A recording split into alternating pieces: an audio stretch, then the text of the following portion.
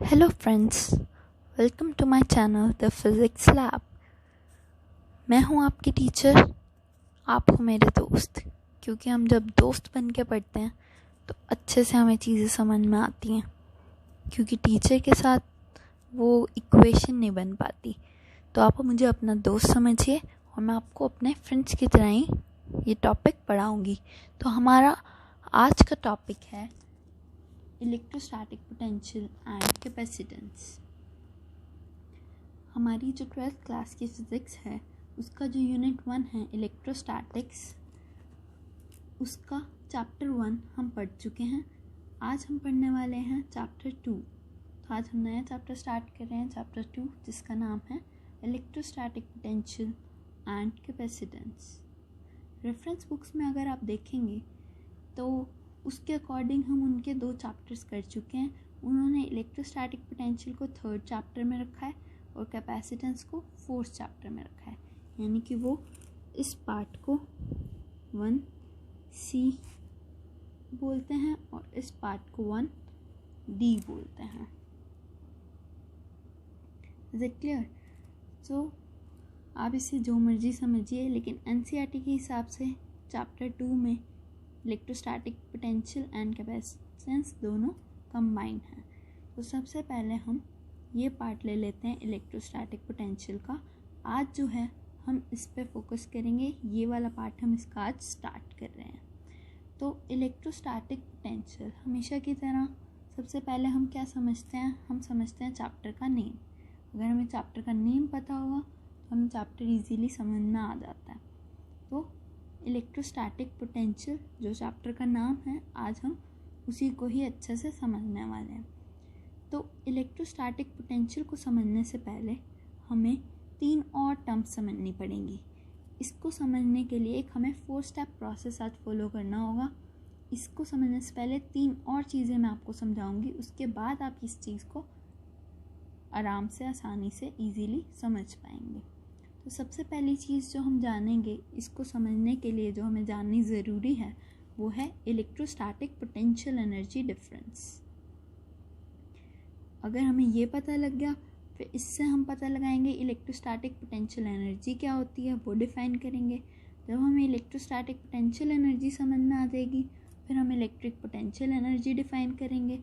फिर जब ये समझ में आ जाएगा तो इसके बाद हम इलेक्ट्रोस्टैटिक पोटेंशियल डिफ़ाइन करेंगे। तो इससे पहले हमें 3 और डेफिनेशंस को समझना ज़रूरी है। तो सबसे पहले इसको समझने के लिए जो सबसे बेसिक चीज़ हमें समझनी ज़रूरी है वो है इलेक्ट्रोस्टैटिक पोटेंशियल एनर्जी डिफरेंस, क्योंकि इसी से ही पोटेंशियल डिफाइन कर पाएंगे हम फिर। So let's start with electrostatic potential energy difference. That's our first topic of today's lecture. तो potential energy, electrostatic potential energy difference में से इसमें से जो आपको देखा देखा वर्ड लग रहा है वो है पोटेंशियल एनर्जी या पोटेंशियल एनर्जी डिफरेंस। इलेक्ट्रोस्टैटिक का मीनिंग भी आप लोगों को मैं पिछले चैप्टर में समझा चुकी हूँ। इसका क्या है मतलब? ये एक ब्रांच ऑफ फिज़िक्स है जो किसके बारे में स्टडी करती है? Electric charges at rest. जब इलेक्ट्रिक चार्ज हमारा रेस्ट पे पड़ा हुआ है, उसके बारे में ये ब्रांच फिज़िक्स की स्टडी करती है। तो electrostatics is a branch of physics that study charges at rest या that deals with the study of charges at rest। तो इलेक्ट्रोस्टैटिक का मीनिंग आपको पता है। पोटेंशियल एनर्जी हमने पढ़ रखा है क्लास +1 में। जैसे कि हमने ग्रेविटेशनल फोर्स पढ़ा था, तो वहाँ पर हमने ग्रेविटेशनल फील्ड भी पढ़ा था। तो ग्रेविटेशनल फील्ड में मास की वजह से जो पोटेंशियल एनर्जी होती है वो हम पढ़ चुके हैं। Potential energy of mass in a gravitational field हम पढ़ चुके हैं। उसी तरीके से आज हमने इलेक्ट्रोस्टैटिक पोटेंशियल एनर्जी पढ़नी है, क्योंकि हमारे पास फील्ड कैसा है? इलेक्ट्रोस्टैटिक फील्ड है। पोटेंशियल एनर्जी वही है, वहाँ पर ग्रेविटेशनल फील्ड में मास के लिए उसे डिफ़ाइन किया था, यहाँ पे इलेक्ट्रोस्टैटिक फील्ड के लिए चार्ज के लिए उसे डिफ़ाइन करेंगे। यहाँ पर इलेक्ट्रोस्टैटिक फील्ड में चार्ज के लिए हम उसे डिफ़ाइन करेंगे।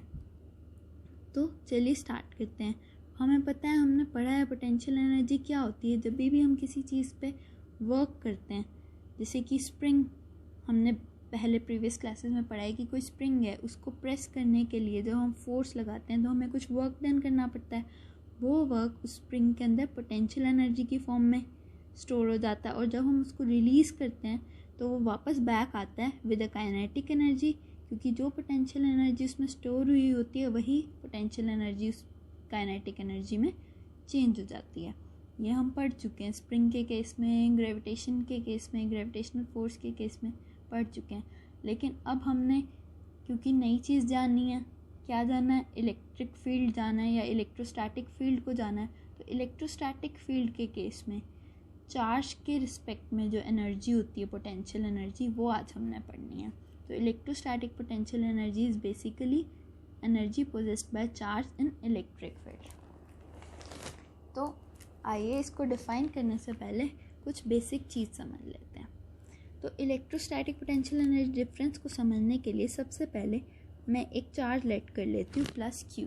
ये क्या है हमारा सोर्स चार्ज, ये क्या है हमारा सोर्स चार्ज। हमने इसको सोर्स चार्ज क्यों किया, क्योंकि हम इसके इलेक्ट्रिक फील्ड को जानने वाले हैं। तो देखिए प्लस क्यू हमने एक चार्ज ले लिया, इस पॉइंट पे पड़ा हुआ है ये प्लस क्यू चार्ज, ये हमारा सोर्स चार्ज है। इस अगर हमने यहाँ चार्ज रखा है तो इसके आसपास इसका कुछ ना कुछ इलेक्ट्रिक फील्ड भी ज़रूर होगा। जी हाँ बिल्कुल है, हम पढ़ चुके हैं कि जहाँ पे भी कोई चार्ज होता है तो उसका एक सर्टेन एरिया होता है जहाँ तक उसका राज चलता है, और उस एरिया को हम इलेक्ट्रिक फील्ड बोलते हैं। ये हम प्रीवियस चैप्टर में पढ़ चुके हैं। अगर आपको समझ नहीं आया तो आप प्रीवियस वीडियोस देख सकते हैं। जो फर्स्ट टाइम यहाँ पर आए हैं वो ज़रूर प्रीवियस वीडियोस देख लें, क्योंकि अगर आपने चैप्टर 1 नहीं समझा तो आपको चैप्टर 2 समझने में थोड़ी सी दिक्कत आ सकती है। सो प्लस क्यू हमने एक सोर्स चार्ज ले लिया, ठीक है। अब मान लेते हैं कि एक स्मॉल टेस्ट चार्ज मैंने लिया। टेस्ट चार्ज मैंने आपको बताया था क्यू नॉट से रिप्रेजेंट करते हैं। ये पॉजिटिव टेस्ट चार्ज होता है और बहुत ही स्मॉल होता है, इतना स्मॉल कि इसको यहाँ पर रखने से इसके फील्ड पे इसका कोई फ़र्क ना पड़े, यानी कि इसको हम इतना छोटा लेते हैं कि इसका अपना कोई इलेक्ट्रिक फील्ड ही ना हो, ठीक है। तो ऐसे चार्ज को हम क्या बोलते हैं, टेस्ट चार्ज। ये मैं आपको पहले भी बता चुकी हूँ। तो प्लस क्यू नॉट हमने एक टेस्ट चार्ज ले लिया, जो कहाँ रखा है हमने, प्लस क्यू चार्ज के आसपास के इसके इलेक्ट्रिक फील्ड के अंदर हमने रखा है। प्लस क्यू चार्ज है, इसके आसपास इसका इलेक्ट्रिक फील्ड है। इसके पास हम एक टेस्ट चार्ज को लेके आए, इस पॉइंट पे मान लो ये टेस्ट चार्ज ए पॉइंट पे पड़ा है, ठीक है। अब मैं चाहती हूँ कि मैं इस टेस्ट चार्ज को ए पॉइंट से बी पॉइंट पे मूव करवा कर लेकर जाऊँ। अगर मुझे इस टेस्ट चार्ज को ए पॉइंट से बी पॉइंट पर लेके जाना है, यानी कि इस डिस्टेंस पे मेरे को इसको लेके जाना है, तो मुझे क्या करना पड़ेगा। हमें पता है पॉजिटिव पॉजिटिव को क्या करता है, रिपेल। तो इस चार्ज की वजह से इस चार्ज के ऊपर कूलम फोर्स या इलेक्ट्रोस्टैटिक फोर्स लग रहा होगा कुछ ना कुछ।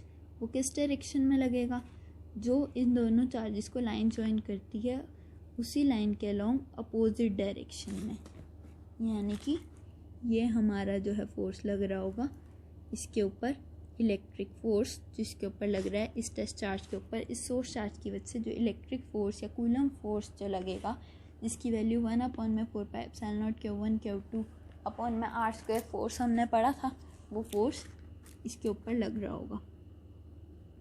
और ये हमने इस डायरेक्शन में क्यों ड्रॉ किया, क्योंकि ये दोनों पॉजिटिव हैं, पॉजिटिव पॉजिटिव एक दूसरे को रिपेल करते हैं, तो ये अवे डायरेक्शन में लगेगा। अब पर मैं तो चाहती हूँ कि मैं इस चार्ज को यहाँ से ए पॉइंट से बी पॉइंट पे लेके जाऊँ, लेकिन इस चार्ज पे ये चार्ज पहले ही रिपल्शन का फोर्स लगा रहा है, यानी कि इसको पहले ही पीछे की ओर धकेल रहा है। तो अगर ये इसको धक्का लगा रहा है और फिर भी मेरे को इसके एरिया में एंटर करना है, तो मुझे क्या करना पड़ेगा, मुझे थोड़ा वर्क करना पड़ेगा, थोड़ा और फोर्स लगाना पड़ेगा। तो मैं क्या करूँगी, ये मेरे को पहले से ही धक्का दे रहा है कि नहीं तूने मेरे एरिया में नहीं आना, लेकिन मैं फिर भी इस ए पॉइंट से बी पॉइंट पर इसके एरिया में और अंदर तक आना चाहती हूँ। तो मुझे क्या करना पड़ेगा, अपनी तरफ से एक फ़ोर्स लगाना पड़ेगा, यानी कि बाहर से एक फ़ोर्स हम इस चार्ज के ऊपर लगा देंगे, एक एक्सटर्नल फोर्स इस चार्ज के ऊपर लगा देंगे, जिसकी वजह से ये ए पॉइंट से बी पॉइंट पे मूव कर पाए। लेकिन हमने यहाँ पे एक चीज़ ध्यान रखते हैं कि हमने यहाँ पर एज्यूम कर लेते हैं कि हम इतना ही फोर्स लगाएंगे जितना फोर्स इसको बाहर की तरफ लग रहा है, यानी कि जितना इसके ऊपर इलेक्ट्रिक फोर्स लग रहा है उतना ही हम बाहर से एक्सटर्नल इसके ऊपर फोर्स लगाएंगे, लेकिन इस डायरेक्शन में। यानी कि हमने इसके ऊपर इस डायरेक्शन में फोर्स लगा दिया जिसको हम एक्सटर्नल फोर्स बोल रहे हैं। एक्सटर्नली हमने एक फोर्स लगा दिया इस चार्ज के ऊपर, और ये फोर्स जो है वो एक दूसरे के इक्वल एंड अपोजिट है। ऐसा हमने क्यों किया? ताकि जो नेट फोर्स है इस चार्ज के ऊपर वो कितना लगे, नेट फोर्स जो टेस्ट चार्ज के ऊपर लगे वो कितना लगे, 0। इसके ऊपर ये चार्ज, क्योंकि इस चार्ज का अपना कुछ इलेक्ट्रिक फील्ड था और हम ये चार्ज जो है इसके इलेक्ट्रिक फील्ड में आया, तो इस चार्ज ने तो इसके ऊपर इलेक्ट्रिक फोर्स लगाना ही था, क्योंकि पॉजिटिव रिपेल करते हैं, तो इसने उस डायरेक्शन में, अवे डायरेक्शन में फोर्स लगा दिया। लेकिन हम ए से बी पॉइंट पे इस टेस्ट चार्ज को लेके आना चाह रहे थे, तो हमने क्या किया, बाहर से एक एक्सटर्नल फोर्स लगाया जो बिल्कुल इक्वल और अपोजिट था इस इलेक्ट्रिक फोर्स के। इतना ही फोर्स हमने क्यों लगाया? ताकि ये एक्सटर्नल फोर्स सफिशिएंट हो इस इलेक्ट्रिक फोर्स को काउंटर करने के लिए। मतलब इतना ही लगाया कि ये इस फोर्स को बैलेंस कर सके और इसके ऊपर कोई नेट एक्स्ट्रा फोर्स ना लगे, और ये आसानी से ए से बी मूव कराए, वो भी विदाउट एक्सेलरेशन। विदाउट एक्सेलरेशन कैसे? देखिए, फोर्स 0 है तो हम कह सकते हैं मास इंटू एक्सेलरेशन 0 है, बिकॉज फोर्स क्या होता है, मास इंटू एक्सेलरेशन। मास तो 0 नहीं होगा ना, तो एक्सेलरेशन दैट मीन्स 0 होगी। तो मतलब जब हम इस चार्ज को इस सोर्स चार्ज के फील्ड में लेकर आ रहे हैं बाय अप्लाइंग एक्सटर्नल फोर्स, तो ये जो चार्ज है हमारा विदाउट एक्सेलरेशन मूव करेगा, क्योंकि इसके ऊपर नेट फोर्स जो है वो क्या होगा, 0। तो ये जो टेस्ट चार्ज है ए से बी विदाउट एक्सेलरेशन मूव करेगा। विदाउट एक्सेलरेशन मूव करने का क्या मतलब है? एक्सेलरेशन क्या होता है? Change in velocity per unit time, यानी कि टाइम के साथ जो चेंज है वेलोसिटी का वो 0 होगा। वेलोसिटी का चेंज 0 होगा मतलब वेलोसिटी कांस्टेंट होगी, यानी कि स्पीड कांस्टेंट होगी। यानी कि ये जो टेस्ट चार्ज है ये कांस्टेंट स्पीड के साथ बहुत ही स्लोली इनफाइनाइटली स्मॉल स्पीड से, ये कांस्टेंट स्पीड से बिल्कुल यहाँ से यहाँ मूव करेगा। इनफाइनाइटली स्लो, बहुत ही स्लो ये मूव करेगा ए से बी पॉइंट तक, और वो भी कांस्टेंट स्पीड से, क्योंकि इसकी एक्सेलरेशन 0 है और इस पर नेट फोर्स 0 है। ठीक है, ये चीज़ हमने एज्यूम की कि हम उतना ही फोर्स लगाएंगे जितना इस पर लग रहा है, ताकि जस्ट ये फोर्स इनफ हो कि इसको बैलेंस कर पाए। ठीक है, दूसरी चीज़, जो चार्ज है हमने वो बहुत ही स्मॉल लिया है। ये जो टेस्ट चार्ज है मैं आपको पहले ही बता चुकी हूँ, इतना स्मॉल लेते हैं कि इसका अपना कोई इलेक्ट्रिक फील्ड ना हो, इसके अपना कोई फोर्स ना हो, अपना कोई इलेक्ट्रिक फील्ड ना हो जिसकी वजह से इसका फील्ड डिस्टर्ब ना हो। ठीक है, ये इसकी कॉन्फ़िगरेशन में कोई चेंज नहीं आना चाहिए, तभी हम इसको टेस्ट चार्ज बोल रहे हैं कि ये टेस्ट करने के लिए हम लाए हैं। इसकी वजह से इस पर, इसके फील्ड पे कोई फ़र्क नहीं पड़ना चाहिए। ठीक है, तो ये दो चीज़ें हमने एज्यूम की। उसके बाद आप देखिए, जब हम टेस्ट चार्ज को ए से बी ले आए, अब बी पॉइंट पे हम इसको ले आए, तो क्या होगा, जैसे जैसे हम ए से बी पर इसको लेकर आ रहे हैं, क्योंकि हम फोर्स लगा रहे हैं, तो इस एक्सटर्नल फोर्स के द्वारा कुछ ना कुछ वर्क डन किया जाएगा। हम ए से बी को इधर लाने के लिए वर्क कर रहे हैं क्योंकि हम फोर्स लगा रहे हैं। तो जब हम ए से बी के आने के लिए इसके ऊपर कुछ फोर्स लगा रहे हैं, कुछ वर्क कर रहे हैं, तो वो जो वर्क है वो पूरा का पूरा क्या हो जाएगा, इस चार्ज के अंदर पोटेंशियल एनर्जी की फॉर्म में स्टोर आता जाएगा। यानी कि ये जो वर्क डन है, work done by external force gets fully stored in the charge in the form of its potential energy, और इस पोटेंशियल एनर्जी को हम क्या कहेंगे, इलेक्ट्रोस्टैटिक पोटेंशियल एनर्जी। ठीक है, तो ये इसकी पोटेंशियल एनर्जी होगी। आई बात समझ में? अब आपके मन में क्वेश्चन आ रहा होगा कि अगर ये चार्ज बी पर आ गया, पोटेंशियल एनर्जी इसके अंदर स्टोर होती गई क्योंकि हम इसके ऊपर वर्क कर रहे थे ए से बी तक इसको लाने के लिए, तो पोटेंशियल एनर्जी इसके अंदर स्टोर होती गई। तो जब इसको हम बी पॉइंट पे ले आए और हमने बाहर से एक्सटर्नल फोर्स जो है वो हटा दिया, तो क्या होगा? चार्ज क्या यहीं पड़ा रहेगा? नहीं, चार्ज यहाँ नहीं पड़ा रहेगा। होगा क्या? क्योंकि हमने बाहर से फोर्स हटा दिया इसको यहाँ लाने के बाद, लेकिन जो इलेक्ट्रिक फोर्स है वो तो इसके ऊपर लग ही रहा है, वो तो रिपल्सिव लग ही रहा है अवे डायरेक्शन में। तो होगा क्या कि यहाँ आने के बाद भी जब ये टेस्ट चार्ज हमारे यहाँ आ जाएगा, यहाँ आने के बाद भी ये प्लस क्यू चार्ज इसके ऊपर रिपल्सिव फोर्स लगाएगा ही, उसकी वजह से ये वापस चला जाएगा। क्योंकि हमने एक्सटर्नल फोर्स तो हटा दिया, तो ये वापस चला जाएगा। वापस जाएगा तो चलने के लिए कुछ ना कुछ काइनेटिक एनर्जी चाहिए होगी। वो कहाँ से आएगी? जो पोटेंशियल एनर्जी इसके पास यहाँ से यहाँ आते हुए जो हमने वर्क डन किया था उसकी फॉर्म में स्टोर हुई थी, वही पोटेंशियल एनर्जी इसकी काइनेटिक एनर्जी के अंदर कन्वर्ट हो जाएगी और उस काइनेटिक एनर्जी से ये वापस चला जाएगा। ठीक है, लेकिन जो सम है काइनेटिक और पोटेंशियल एनर्जी का वो हमारा क्या रहेगा? कंजर्व्ड। ए से बी आने पे हर पॉइंट पे जो सम है काइनेटिक और पोटेंशियल एनर्जी का वो क्या रहेगा? कंजर्व्ड। ठीक है, तो इस तरीके से ये टेस्ट चार्ज मूव करेगा। तो पोटेंशियल एनर्जी समझ में आ गई कैसे आती है चार्ज के पास, और जो चार्ज के पास पोटेंशियल एनर्जी आती है उसको हम क्या बोलते हैं? Electrostatic potential energy. तो जो वर्क करना पड़ा ए से बी आने के लिए वो कितना होगा? Work done by external force in moving this test charge from A to B is WAB।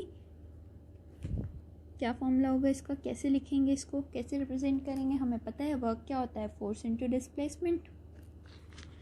मान लो ए पॉइंट से यहाँ तक का डिस्टेंस जो है, स्मॉल डिस्टेंस, ये DR है। तो यहाँ से यहाँ तक आने के लिए वर्क डन कितना होगा? फोर्स इनटू डिस्प्लेसमेंट होता है। फोर्स क्या लग रहा है? F external into displacement DR लग रही है हमारी। ठीक है, यहाँ से यहाँ तक डिस्प्लेसमेंट DR है। अगर मुझको पूरा यहाँ से यहाँ तक लाना है और मैं डिस्टेंस कैलकुलेट नहीं कर सकती, तो हम क्या करते हैं? सम नहीं करते। सम हम तब करते हैं जब हम चीज़ को गिन सकते हैं, इस डिस्टेंस को गिन पाते हैं। तो हम छोटे छोटे पार्ट्स में इसको डिवाइड करके इस सारे का सम कर देते हैं। ठीक है, लेकिन हम सम नहीं कर सकते यहाँ पर क्योंकि हमें नहीं पता कितना डिस्टेंस है। तो उस केस में हम क्या करते हैं? इंटीग्रेट करते हैं। तो ए से बी पर आने के लिए यहाँ से यहाँ तक वर्क कितना करना पड़ रहा था? F external into DR।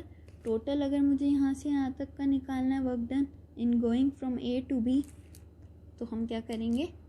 Integrate कर देंगे इसको। तो ये हमारा टोटल वर्क हो गया फ्रॉम A टू B। इस टेस्ट चार्ज के ऊपर जो टोटल वर्क हमें करना पड़ रहा है A से B ले जाने के लिए वो हो गया ये। ठीक है, लेकिन हमने यहाँ पर देखा कि हमने जो ये एक्सटर्नल फोर्स लगाया था ये तो इक्वल और अपोजिट लगाया था FE के, यानी कि जो हमारा FE एक्सटर्नल था वो माइनस ऑफ FE के इक्वल है। क्योंकि ये दोनों फोर्सेस जो हैं वो इक्वल हैं लेकिन अपोजिट डायरेक्शन में। तो इसकी जगह पर हम इलेक्ट्रिक फोर्स की टर्म्स में भी वर्क को डिफाइन कर सकते हैं इस तरीके से। Is it clear? तो यही वर्क डन जो है वो पोटेंशियल एनर्जी की फॉर्म में हमारे चार्ज के पास स्टोर हो जाता है, और ये पोटेंशियल एनर्जी को हम इलेक्ट्रोस्टैटिक पोटेंशियल एनर्जी बोलते हैं। ठीक है, लेकिन एक बात ध्यान देने वाली और है कि जो चार्ज है ना हमारा, वो हर पॉइंट पे उसके पास कुछ ना कुछ इलेक्ट्रोस्टैटिक पोटेंशियल एनर्जी होती है जब वो इलेक्ट्रिक फील्ड में पड़ा है तो। ठीक है, मतलब जब वो यहाँ था तभी भी उसके पास कुछ ना कुछ एनर्जी थी, यहाँ रखा होता तब भी कुछ ना कुछ एनर्जी थी। तो यहाँ से यहाँ आने में कुछ पोटेंशियल एनर्जी और भी स्टोर हो गई क्योंकि हम वर्क कर रहे थे। तो यानी कि जब हमने वर्क किया इस चार्ज को A से B पे मूव करवाने के लिए, तो उससे इसकी पोटेंशियल एनर्जी में इंक्रीज़ आ गया, क्योंकि पहले से कुछ थी एनर्जी इसके पास। यहाँ से यहाँ तक जब लेके आए, कुछ जो हमने वर्क डन किया वो भी पोटेंशियल एनर्जी की फॉर्म में इसके अंदर स्टोर हो गया। तो इसकी जो पोटेंशियल एनर्जी थी वो क्या हो गई? इंक्रीज़ हो गई। अब कितनी इंक्रीज़ हुई? वो कैसे निकालेंगे? इस पॉइंट पे जितनी इसकी पोटेंशियल एनर्जी थी उसमें से इस पॉइंट पे जो इसकी एनर्जी है वो माइनस कर दें तो हम निकाल पाएंगे कि कितना इंक्रीज़ आया। यानी कि दोनों पॉइंट्स पे पोटेंशियल एनर्जीज़ के बीच में जो डिफरेंस है वो हम निकाल लेते हैं। पोटेंशियल एनर्जी डिफरेंस को हम डेल्टा यू से रिप्रेजेंट करते हैं। कितनी होगी वो? Potential energy at point B minus potential energy at point A. Potential energy को हम यू से रिप्रेजेंट करते हैं, पोटेंशियल एनर्जी डिफरेंस को डेल्टा यू। तो ए से बी पॉइंट पे आने तक कितना पोटेंशियल एनर्जी में इसका चेंज आया, कितनी पोटेंशियल एनर्जी इंक्रीज़ हुई, वो हम क्या करेंगे? बी पे जो पोटेंशियल एनर्जी है उसमें से ए की पोटेंशियल एनर्जी माइनस कर देंगे। अब आप सोचोगे कि बी वाली ही क्यों ए से माइनस की, ए वाली भी तो कर सकते थे, क्योंकि यहाँ पर कुछ पोटेंशियल एनर्जी थी उसके पास। जब हम इसको ए से बी पर लेकर आए तो कुछ और पोटेंशियल एनर्जी उसके अंदर स्टोर हो गई, तो बी पर आने तक उसकी पोटेंशियल एनर्जी बढ़ गई। तो जितनी बड़ी है उसमें से कम वाली को ही तो माइनस करेंगे ना, इसीलिए बी वाली पोटेंशियल एनर्जी को ए वाली पोटेंशियल एनर्जी से सब्ट्रैक्ट करेंगे तो हमारे पास आ जाएगा इन दोनों पॉइंट्स के बीच में जो पोटेंशियल एनर्जी का डिफरेंस है। ठीक है, तो कितना पोटेंशियल एनर्जी का चेंज आएगा, कितनी पोटेंशियल एनर्जी बढ़ी है? जितना वर्क किया है हमने इसको ए से बी पर लाने के लिए, जितना हमने टेस्ट चार्ज पे वर्क किया है ए पॉइंट से बी पॉइंट पे लाने के लिए, वही वर्क तो हमारा पोटेंशियल एनर्जी की फॉर्म में स्टोर हुआ था, उतना ही चेंज आया होगा पोटेंशियल एनर्जी का। तो यानी कि कितना चेंज आया होगा? जितना हमने वर्क किया है in moving from point A to B. तो हमने यहाँ पर इलेक्ट्रोस्टैटिक पोटेंशियल एनर्जी डिफरेंस को डिफाइन कर दिया किसके टर्म्स में? वर्क के टर्म्स में। तो अब हम डिफाइन कर पाएंगे इसको इजीली। कैसे डिफाइन करेंगे इलेक्ट्रोस्टैटिक पोटेंशियल एनर्जी डिफरेंस को? Electrostatic potential energy difference between two points B and A is defined as the minimum work required to be done by an external force in moving without acceleration a test charge Q0 from A to B। यानी कि इस test charge Q0 को A से B पर लाने के लिए without acceleration जितना वर्क हमें करना पड़ रहा है वही हमारा क्या है? Electrostatic potential energy difference. यहाँ से यहाँ पर टेस्ट चार्ज को लाने के लिए जितना वर्क हमने करना पड़ रहा है वो हमारा क्या है? Electrostatic potential energy difference. इसको हम किससे रिप्रेजेंट कर रहे हैं? डेल्टा यू से। Is it clear? तो ये तो हमने डिफाइन किया इलेक्ट्रोस्टैटिक पोटेंशियल एनर्जी डिफरेंस। अगर अब हमें इलेक्ट्रोस्टैटिक पोटेंशियल एनर्जी डिफाइन करनी है तो वो कैसे करेंगे? अगर हमें इलेक्ट्रोस्टैटिक पोटेंशियल एनर्जी डिफरेंस समझ में आ गया तो इलेक्ट्रोस्टैटिक पोटेंशियल एनर्जी भी हम इससे इजीली डिफाइन कर सकते हैं। देखिए ये हम समझ में आ चुका है कि ये क्या है? हमारा इलेक्ट्रोस्टैटिक पोटेंशियल एनर्जी डिफरेंस है। कैसे डिफाइन करना है हमने वो भी हमें समझ में आ गया। एक बात जो यहाँ पर नोट करने वाली है कि ये जो वर्क डन है ए से बी जाने के लिए जो हमें करना पड़ रहा है वो इंडिपेंडेंट है पाथ के। यानी कि टेस्ट चार्ज को हम ए से बी पर इस पाथ से ला रहे हैं, इस पाथ से ला रहे हैं या इस पाथ से ला रहे हैं, इस पाथ पे डिपेंड नहीं करता हमारा वर्क डन।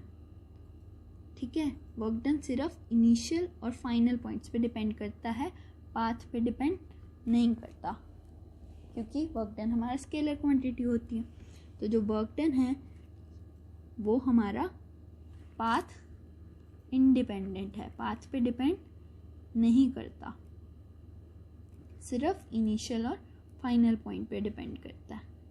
तो हमने देखा कैसे हमने इलेक्ट्रोस्टैटिक पोटेंशियल एनर्जी डिफरेंस को एक मीनिंगफुल क्वांटिटी वर्क के टर्म्स में डिफाइन कर दिया। जो इलेक्ट्रोस्टैटिक पोटेंशियल एनर्जी डिफरेंस है ना वो फिज़िकली जो है हमारा वो रेलेवेंट चीज़ है, वो ज़्यादा सिग्निफिकेंट है इसके बजाय कि इलेक्ट्रोस्टैटिक पोटेंशियल एनर्जी के। स्टिल हम इलेक्ट्रोस्टैटिक पोटेंशियल एनर्जी को भी डिफाइन कर देते हैं। तो देखिए कैसे डिफाइन करेंगे। अब हमें पता है कि हर पॉइंट पे कुछ ना कुछ पोटेंशियल एनर्जी होती है। अगर इलेक्ट्रिक फील्ड में हमने चार्ज को रखा है तो कोई तो ऐसा पॉइंट होगा जहाँ पर इसकी पोटेंशियल एनर्जी क्या होगी, वो ज़ीरो होगी।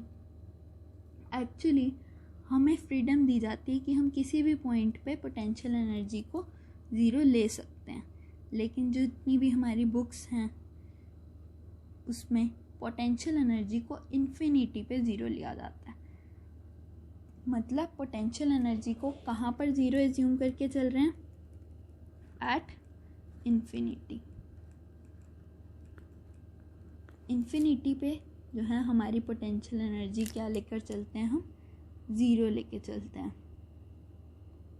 ठीक है। अगर कोई चार्ज डिस्ट्रीब्यूशन हमने फाइनाइट एक्सटेंट पे रखी है, यानी कि फाइनाइट जगह पे रखी है, तो इन्फिनिटी पे उसकी वजह से जो पोटेंशियल एनर्जी होगी किसी भी पॉइंट, किसी भी इनफाइनाइट पॉइंट पे, वो क्या होगी, ज़ीरो। तो इन्फिनिटी पे हम पोटेंशियल एनर्जी क्या लेके चलते हैं, ज़ीरो लेके चलते हैं। तो अगर हमें इलेक्ट्रोस्टैटिक पोटेंशियल एनर्जी डिफाइन करनी है तो उसके लिए हम मान लेते हैं कि वापस से यही हमारा प्लस क्यू चार्ज है। ठीक है। अब अगर हम मान लें कि ए पॉइंट इन्फिनिटी पे हो, यहाँ पे ए और बी पॉइंट दोनों फाइनाइट डिस्टेंस पे थे, अगर ए पॉइंट को अगर हम इन्फिनिटी पे मान लें, यानी कि ये बहुत दूर है, ए पॉइंट इन्फिनिटी पे है। ठीक है। तब इन्फिनिटी से बी पॉइंट पर टेस्ट चार्ज को लेकर आने में जितना वर्क डन करना पड़ेगा उसको हम इलेक्ट्रोस्टैटिक पोटेंशियल एनर्जी कहते हैं। मैथमेटिकल टर्म्स में देखिए, मैथमेटिकल टर्म्स में अब यहाँ पर जो वर्क करना पड़ रहा है, हमें पता है WAB किसके इक्वल होता है, potential energy at B point minus potential energy at A point. ठीक है। तो ए पॉइंट अब कहाँ पर है, इन्फिनिटी पे। तो work done in moving the test charge from infinity to B will be equal to potential energy at B minus potential energy at infinity. अभी मैंने बताया इन्फिनिटी पे पोटेंशियल एनर्जी क्या होती है, ज़ीरो। तो ये किसके इक्वल आ गया, पोटेंशियल एनर्जी एट बी के, यानी कि work done in moving a test charge from infinity to point B is equal to potential energy at point B। तो इलेक्ट्रोस्टैटिक पोटेंशियल एनर्जी अगर किसी पॉइंट पे डिफाइन करनी है हमें, तो हम ए पॉइंट पे कहाँ है, ए पॉइंट को कहाँ एज्यूम कर लेंगे, इन्फिनिटी पे। तो इसको हम कैसे डिफाइन करेंगे, electrostatic potential energy of a charge, electrostatic potential energy of a charge at any point is defined as the amount of work done in carrying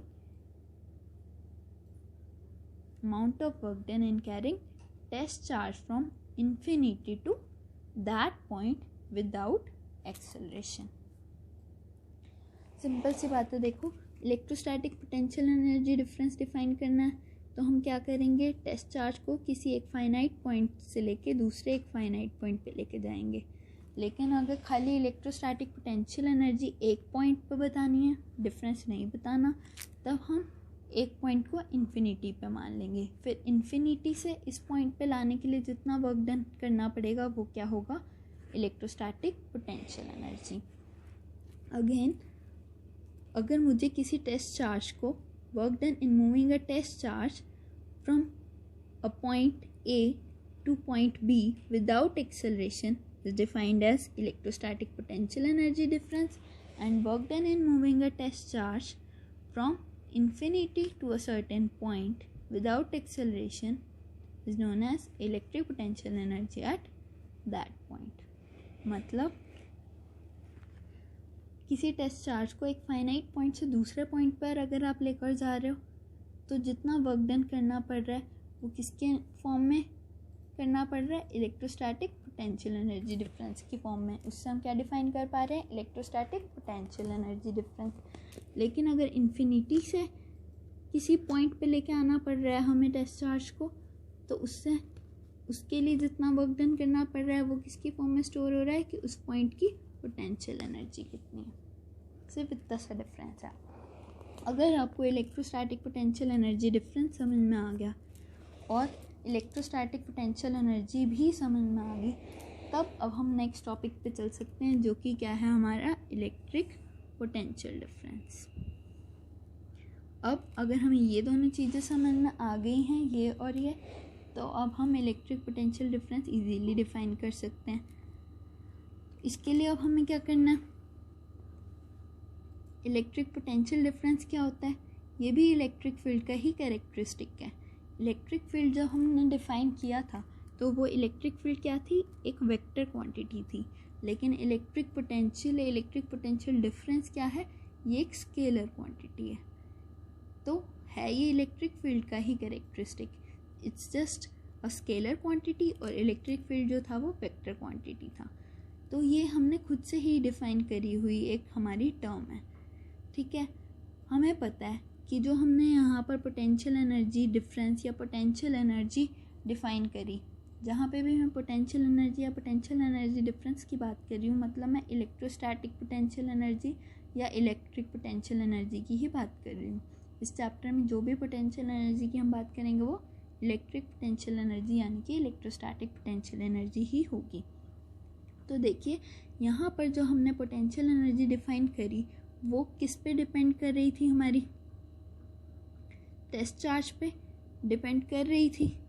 test charge को हम लेकर आ रहे थे, क्योंकि जब हम फोर्स का एक्सप्रेशन लिखेंगे तो फोर्स का एक्सप्रेशन क्या होता है, 1/4πε0 Q1 Q2/r²।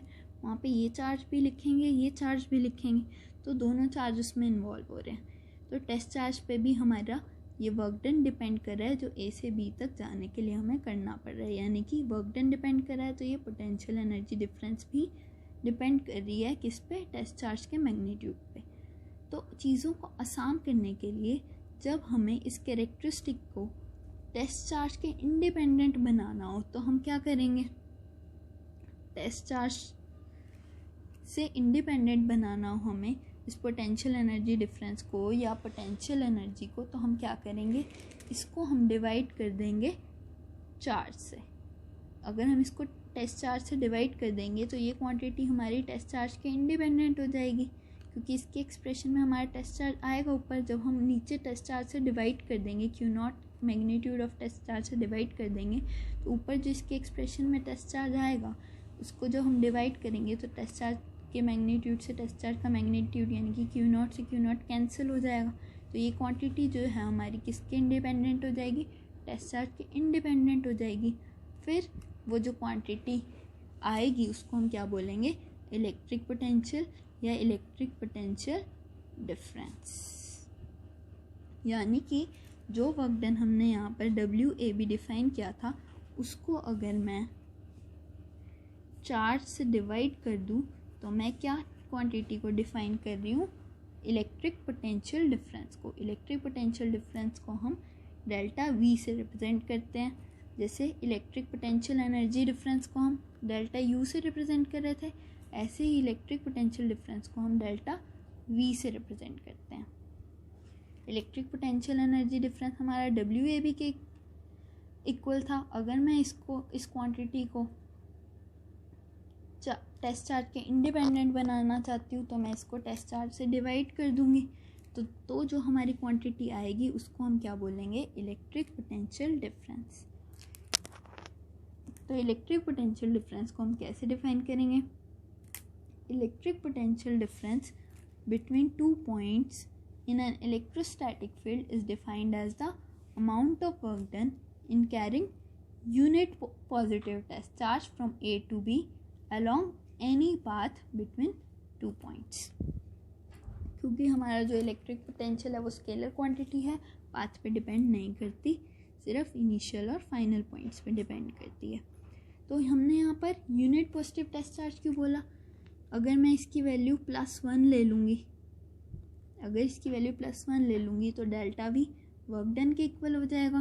तो हम डिफाइन कैसे कर पाएंगे इसको, the electric potential difference between two points in an electric field is defined as the amount of work done in carrying unit positive. इस टेस्ट चार्ज की जगह पे जो हमने यहाँ प्लस क्यू नॉट लिया था, इसकी जगह पे अगर हम टेस्ट चार्ज को +1 मान लेंगे, यानी कि इसकी वैल्यू +1 पुट कर देंगे, तो हम क्या लिख पाएंगे कि amount of work done in carrying unit positive, amount of work done in carrying, हम यहाँ पर टेस्ट चार्ज लिख रहे थे, यहाँ per unit positive test charge लिखेंगे। सिर्फ इतना सा डिफरेंस है, क्योंकि हम यहाँ टेस्ट चार्ज से इंडिपेंडेंट कर रहे हैं इस क्वांटिटी को, ठीक है, टेस्ट चार्ज पे डिपेंड नहीं रहना चाह रहे।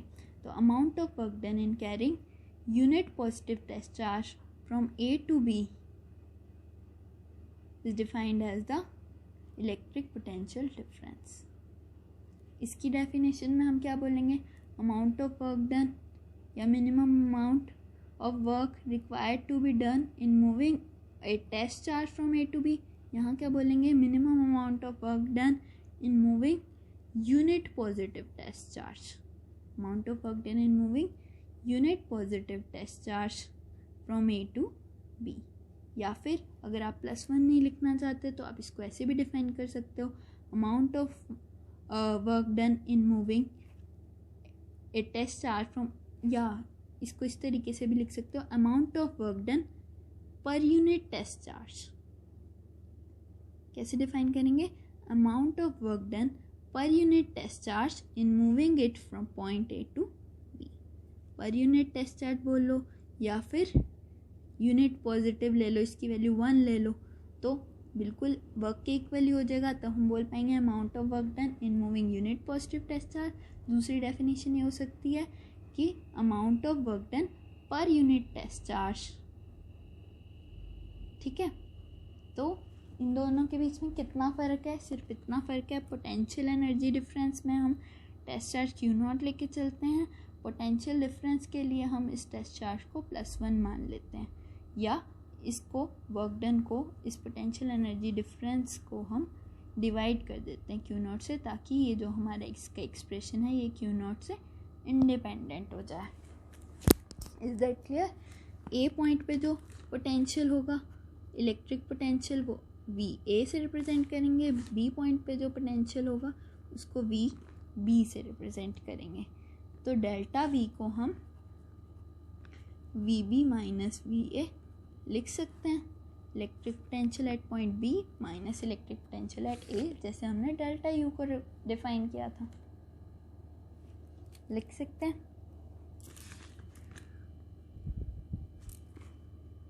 इसको जब हम चार्ज से डिवाइड कर देंगे टेस्ट चार्ज से, तो हमारा क्या आ जाएगा, यही पोटेंशियल डिफरेंस, ये पोटेंशियल एनर्जी डिफरेंस है। इसको चार्ज से डिवाइड कर देंगे, यानी कि इस पूरे को टेस्ट चार्ज से डिवाइड कर देंगे, यानी कि हमने बताया WAB/Q0 कर देंगे, तो ये हमारा क्या हो जाएगा, डेल्टा V, यानी कि electric potential difference.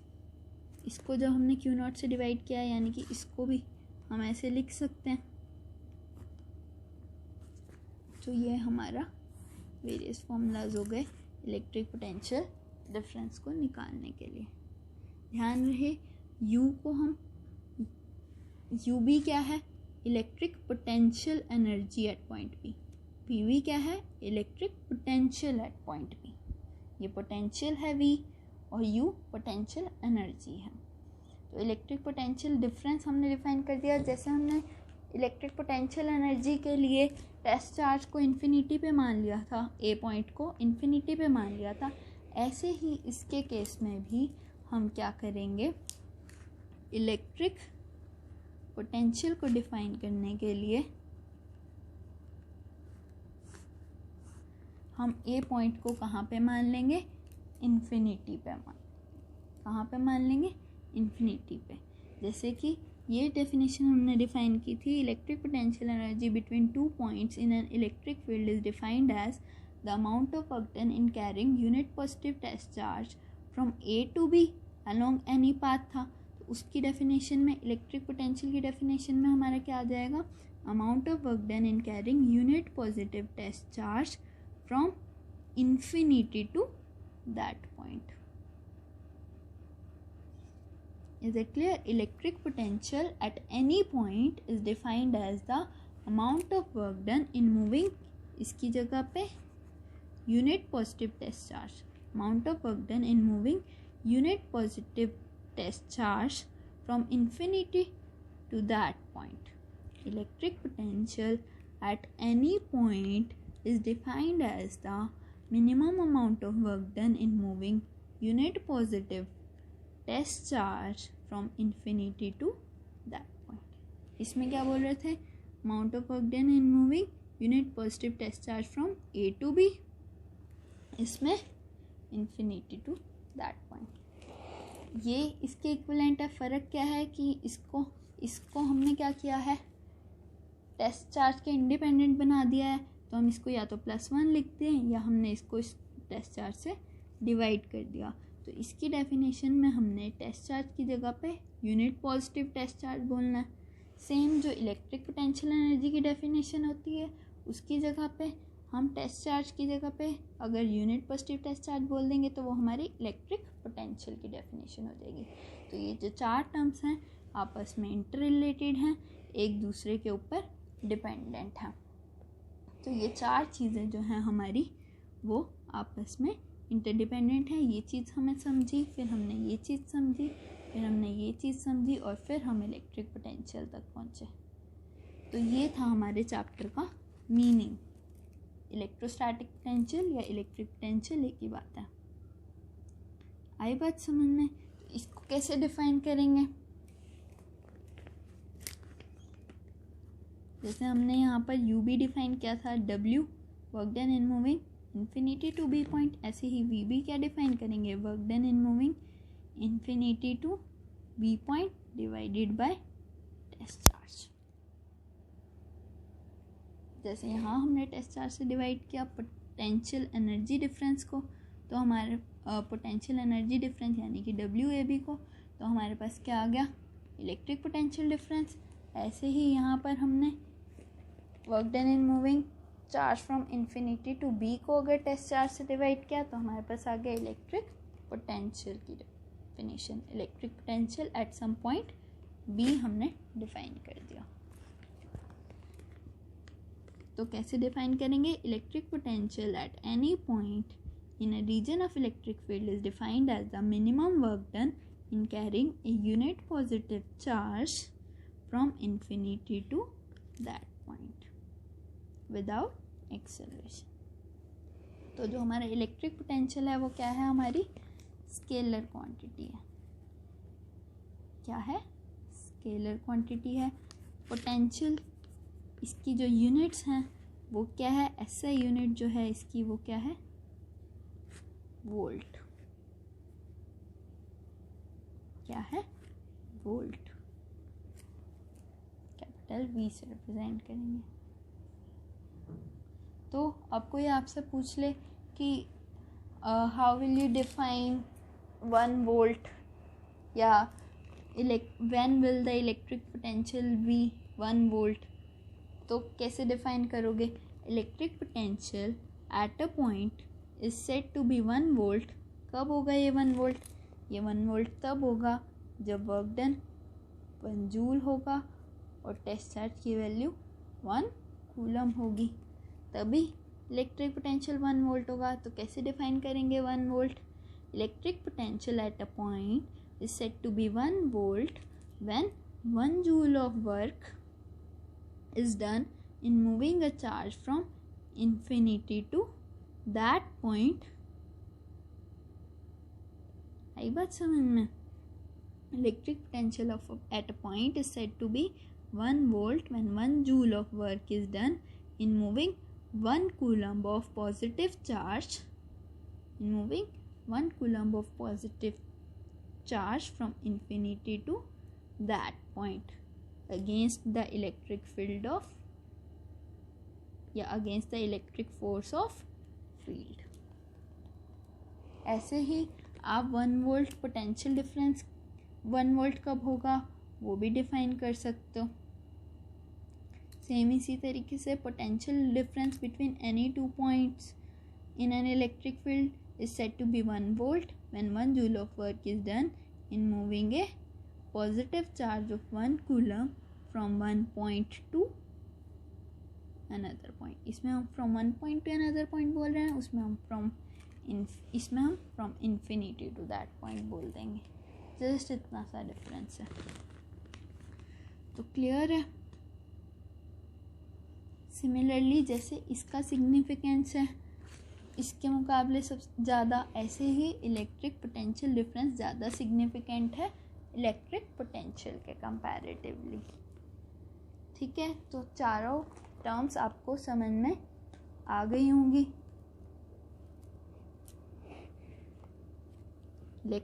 Electrostatic potential का मीनिंग भी आपको समझ में आ गया होगा।